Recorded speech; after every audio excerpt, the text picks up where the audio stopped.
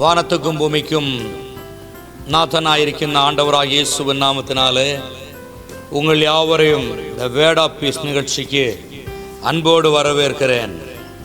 அருமையான தேவனுடைய பிள்ளையே, இந்த நாளிலும் கூட கர்த்தராகிய ஆண்டவர் உங்களுக்கு ஒரு வார்த்தையை கொடுக்கிறார். அது என்னவென்றால், சங்கீதங்களின் புஸ்தகம் 91ஆம் அதிகாரம் அவனுடைய 10ஆம் வசனம் இப்படியாக சொல்லப்பட்டிருக்கிறது. பொல்லாப்பு உனக்கு நேரிடாது, வாதை உன் கூடாரத்தை அணுகாது. பொல்லாப்பு உனக்கு நேரிடாது, வாதை உன் கூடாரத்தை அணுகாது.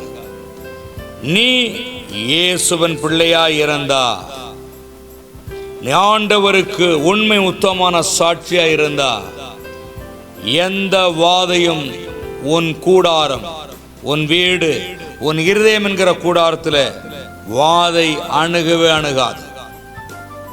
அது மட்டுமல்ல, பொல்லாப்பான எந்த ஒரு காரியமும் நேரிடாது. இது உண்மை. நீ இயேசுவுக்கு உண்மையாயிருக்கும் பொழுது அவர் உனக்கு உண்மையாயிருப்பார்.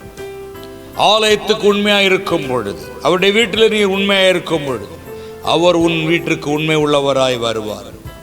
அருமையான இயேசுவின் குடும்பமே, இதை பார்த்து கொண்டிருக்கிற தேவ பிள்ளையே, நீ புரிந்து கொள்ள வேண்டியது ஒன்றே ஒன்று.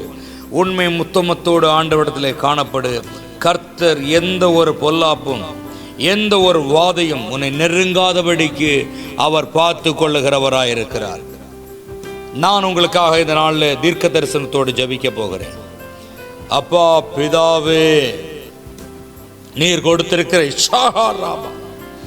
வாக்குத்தத்த வார்த்தைக்காக நன்றி செலுத்துகிறேன். வாதை உன் கூடாரத்தை அணுகாது என்று சொன்னீங்க.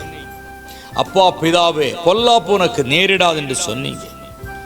ஆகையினால நீர் இயேசு கிறிஸ்து எங்கள் குடும்பத்திற்கு எந்த ஒரு வாதையும் வராதபடிக்கும், எங்களுக்கோ என் பிள்ளைகளுக்கோ எங்கள் குடும்பத்திற்கோ எங்கள் சபைக்கோ ஊழியர்களுக்கோ தேசத்திற்கு எந்த ஒரு பொல்லாப்பும் நேரிடாதபடிக்கும் நீர் காத்து கொள்ளுகிற தேவன்.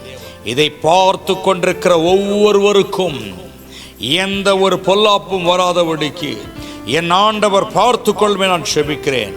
யெகோவா இரு, எல்லாம் பார்த்து கொள்ளுகிற தேவன், நீ பார்த்து கொள்ளும். உம்முடைய மகிமையின் கரத்தில் எங்கள் குடும்பத்தை ஒப்பு கொடுக்கிறேன், பொறுப்பேற்றுக் கொள்ளுங்க. இயேசுவின் நாமத்தில் செபிக்கிறோம் நல்ல பிதாவே. ஆமேன், ஆமேன்.